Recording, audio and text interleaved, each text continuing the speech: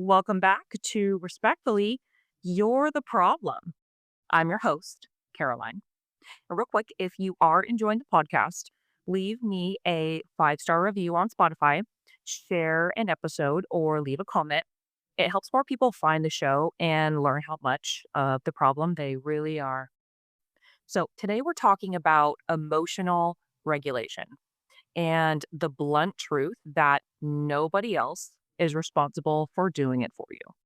Let's get into it. Let's talk about what regulation actually means. Someone sends you a short text. Your partner goes quiet. A friend takes longer than usual to respond. Or your boss says, "Hey, can we talk?" And immediately you decide that something is wrong. Nobody said they were mad. Nobody rejected you. Nobody said you were in trouble, but your body reacts like you already have confirmation that something is wrong. Your chest tightens, your stomach drops, you can't focus, you reread messages, you replay conversations, and you start looking for evidence. Then come the questions. Are you mad at me? Did I say something? Are we okay? What's wrong? And they may tell you nothing's wrong, but you don't believe them because your body feels like something is wrong. And you've confused that feeling with proof. That's dysregulation. And let's make that word simple. Your nervous system is your body's security system. It's constantly asking, am I safe? Is there a threat? Do I need to protect myself? You don't consciously control it. You don't tell your heart to race. You don't decide to make your stomach drop.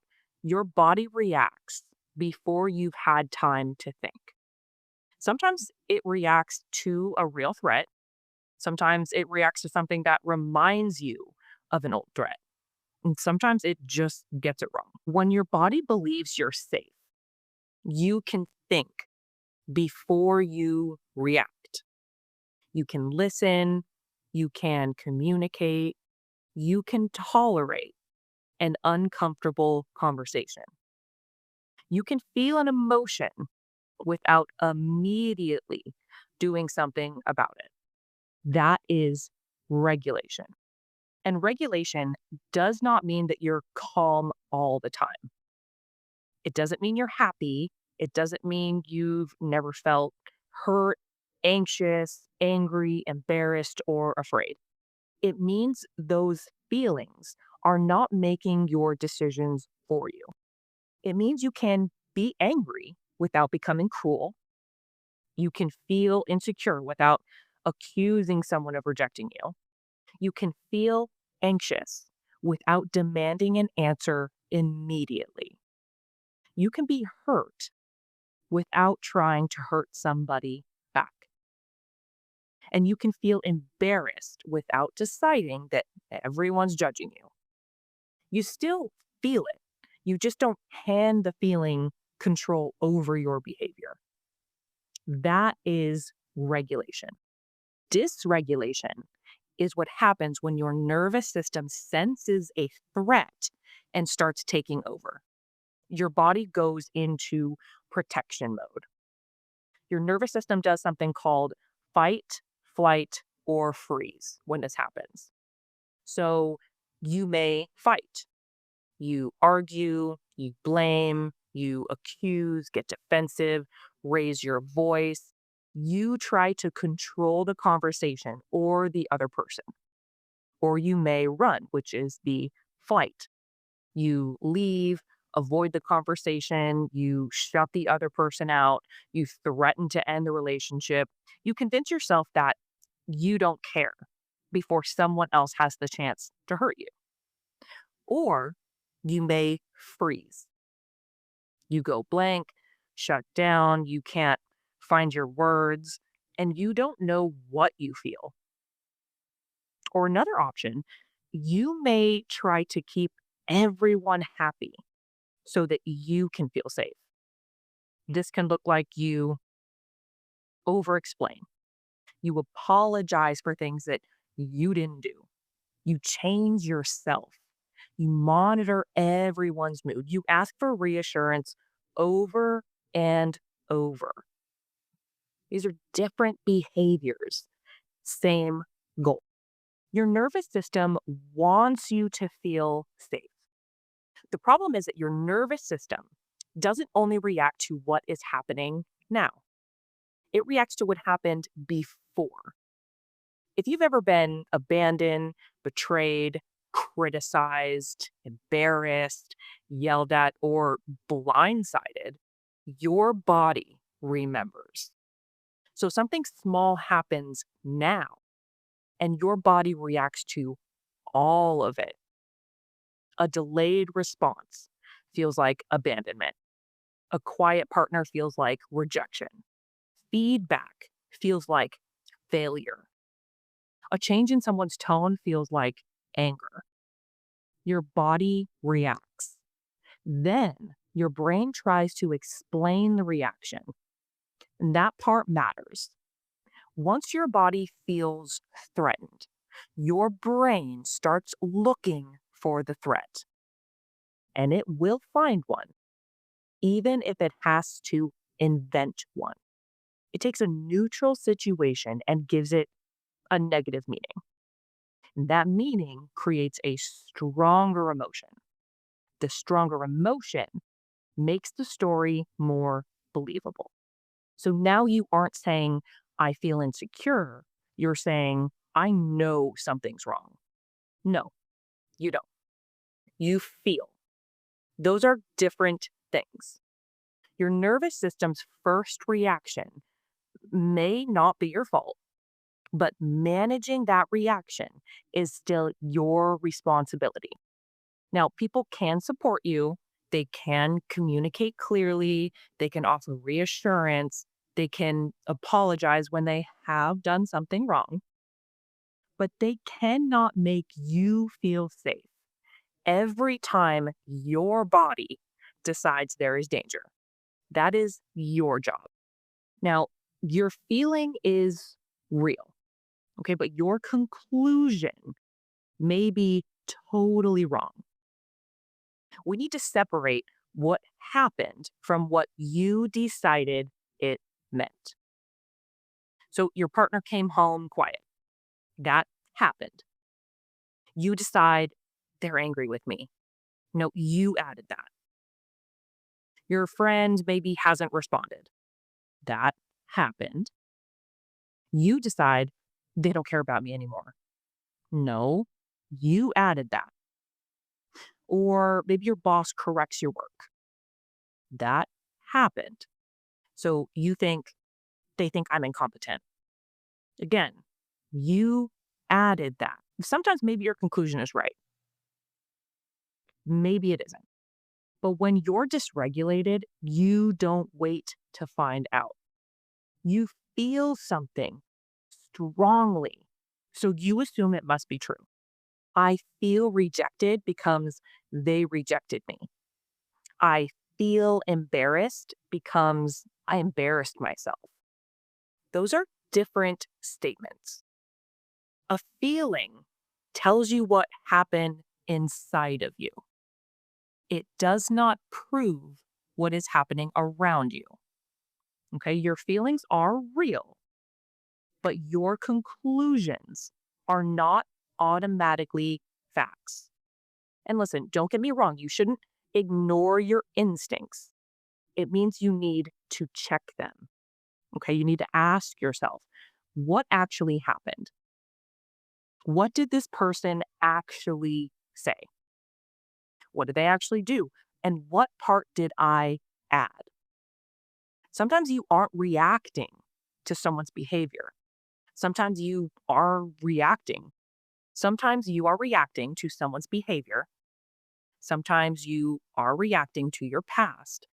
But sometimes you are reacting to something that you made up.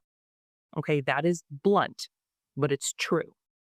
You imagined what someone might be thinking.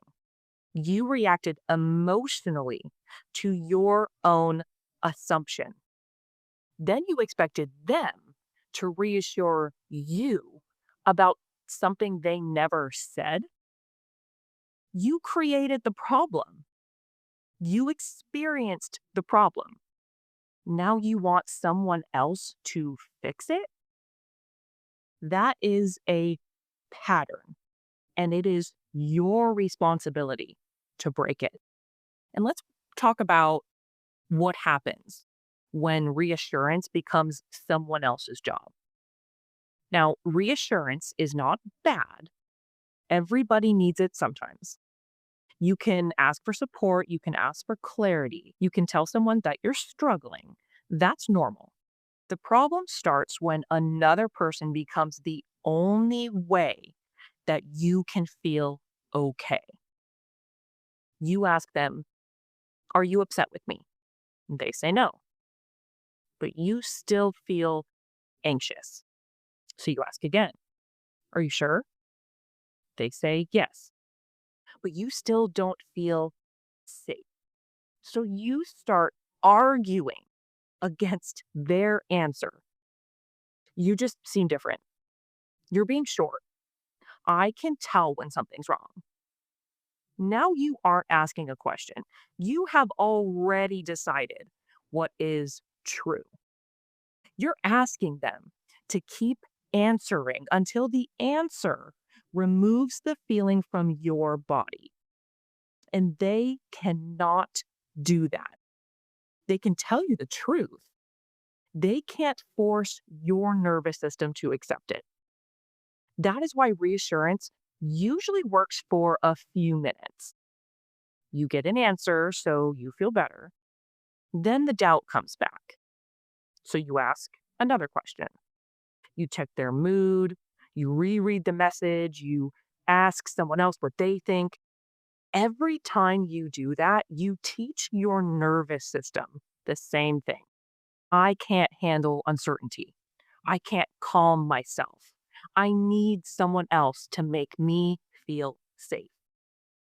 Then it becomes a loop. You feel uncomfortable. You create a story. You ask someone to disprove the story. You feel better for a minute. The discomfort comes back. You need more reassurance. That is not regulation. That is temporary relief. Reassurance can support regulation, but it cannot replace it. You can ask someone to stand beside you while you regulate yourself, but you cannot make regulating you their job. And let's talk about what this does to the people that you are asking to reassure you constantly. Constantly having to reassure and regulate another person is emotionally exhausting. Even when you love them, even when you understand their past, even when you want to help, it is exhausting to repeatedly prove that you're not angry, that you are not leaving, that you're not rejecting them, that you're not judging them, that you are not secretly upset. Your partner may start feeling like they're not allowed to be quiet, tired, distracted, frustrated, or in a bad mood because every change in their energy becomes about you. Your friend may feel like they have to keep proving the friendship is okay. Your coworker may feel like they have to manage your confidence before they can give you honest feedback. People start monitoring themselves around you, their words, their tone, their facial expressions, how quickly they respond, how much emotion they show.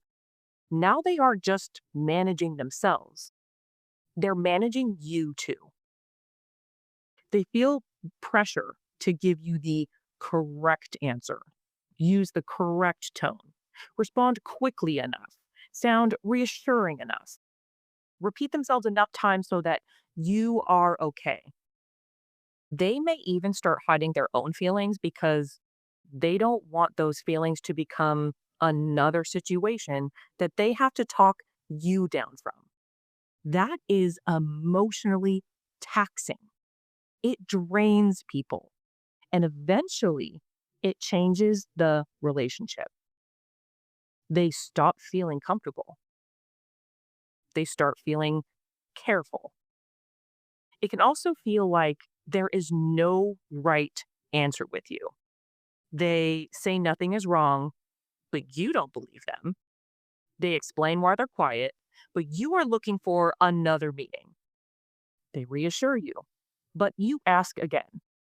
They may become frustrated, and you use their frustration as evidence that you were right from the beginning. I knew something was wrong, but maybe nothing was wrong before. Maybe the constant questioning created the problem. You may think that you're asking for reassurance. They may experience it as pressure, as distrust.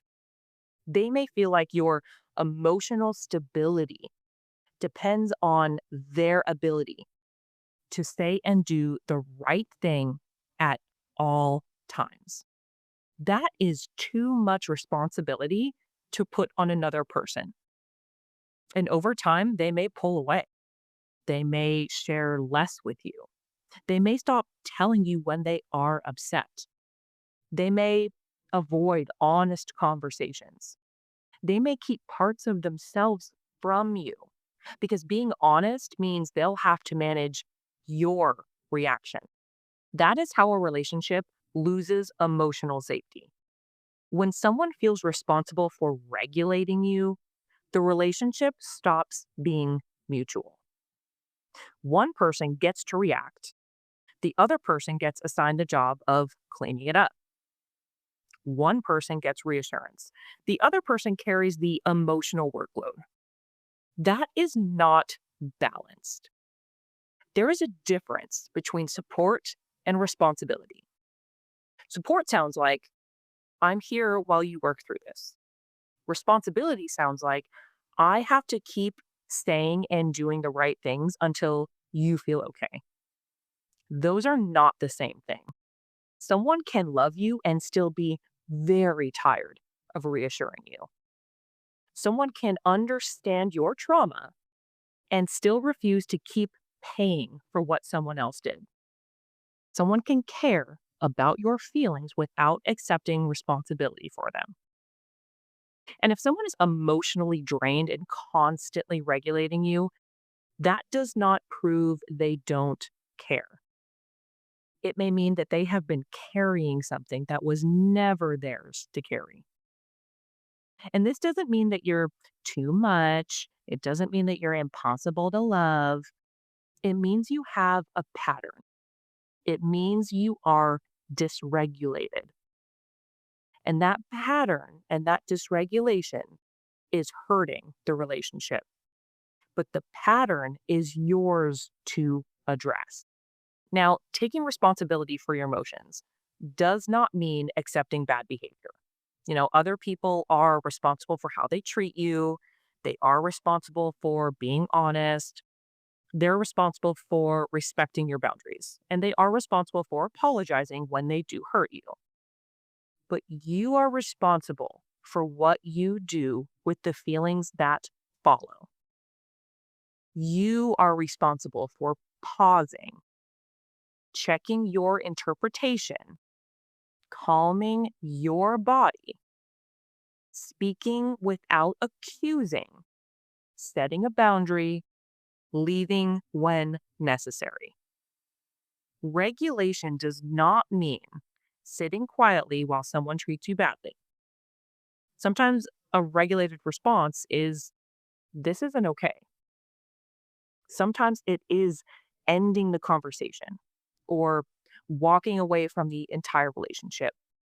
But make that decision from clarity, not panic.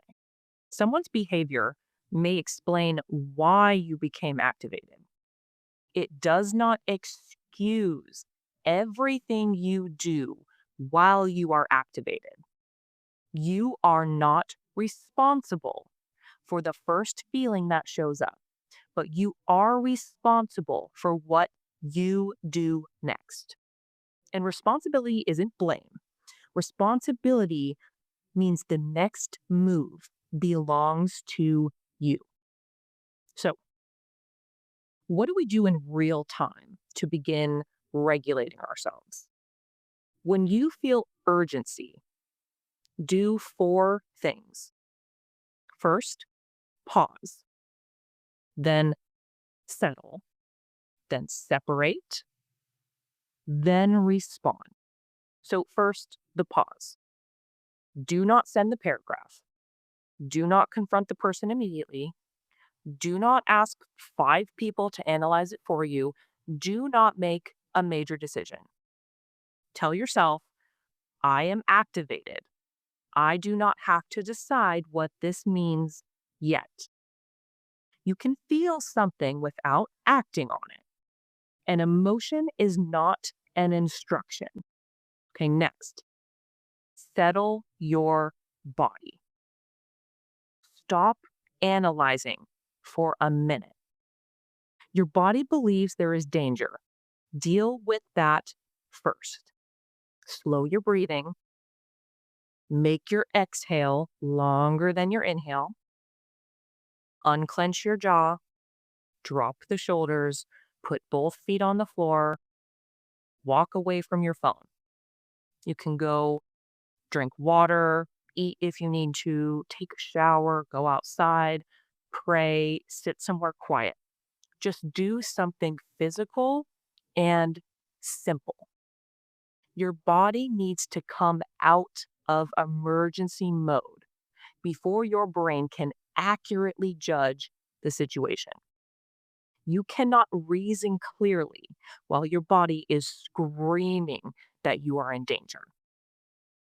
Then, separate the facts from the story. Ask yourself, what do I actually know? What am I maybe assuming? What evidence do I have? Could there be another explanation? And the most important question, am I looking for information or am I looking for relief? If you asked and already received an answer, you probably aren't looking for more information. You are looking for relief. Wait. Let the feeling be uncomfortable. You do not have to remove every uncomfortable feeling immediately. You don't need to turn every feeling into a conversation. And you do not need to make every fear someone else's problem. Sometimes regulation means feeling bad for a while and doing nothing. Let the feeling rise. Let the feeling settle. Let it pass without building a situation around it. Then respond. If you still believe there is a real problem once you are calmer, address it directly. Instead of, why are you acting weird? You can say, you seem quieter than usual. Is something going on? That is regulation. You still have feelings, okay? You still need people, but you are not handing someone else the full responsibility of your emotional state. And let me be clear here, okay? Your feelings deserve compassion. They also require responsibility. You are allowed to need people, you are allowed to ask for comfort, and you are allowed to ask for reassurance. But another person cannot be the only place where you feel safe. They cannot disprove every fear. They can't correct every assumption. They can't keep repeating themselves until your anxiety finally accepts the answer. Your feelings are real, but your interpretation probably isn't. So before you react, ask yourself, am I responding to what actually happened? Or am I responding to the story my nervous system created? Taking responsibility doesn't mean taking all the blame. It just means taking your power back. You can feel uncertain without demanding an answer. You can feel rejected without deciding that someone actually rejected you. You can feel afraid without treating fear like evidence. And as your loving big sister, I'm going to close with some tough love because at some point, the fluffy, la la, it's not your fault that you're this way gets real old. And you need to hear something real and honest. Sometimes you need to be a little more blunt with yourself. You need to get out of the victim mentality, leave the pity party, and tell yourself, knock it off. We get stuck in this mindset of empathy and compassion, which we all do need, but it can get to a point where we use that as a crutch and an excuse to not actually look in the mirror and get up and do the fucking work. Nobody's coming to save you from yourself. That is your job and your job alone. Wake up, get up, pull yourself the fuck together, and stop relying on other people to make you feel okay. Own your shit and stop exhausting everyone around you. Well, thanks for hanging out with me today. I know that was pretty harsh and pretty blunt, but I do it and say it all with love. And that's all I've got for you this week. So thank you so much for hanging out with me today. I promise you're going to be okay. Come again and see me next week, and we'll work on our shit together.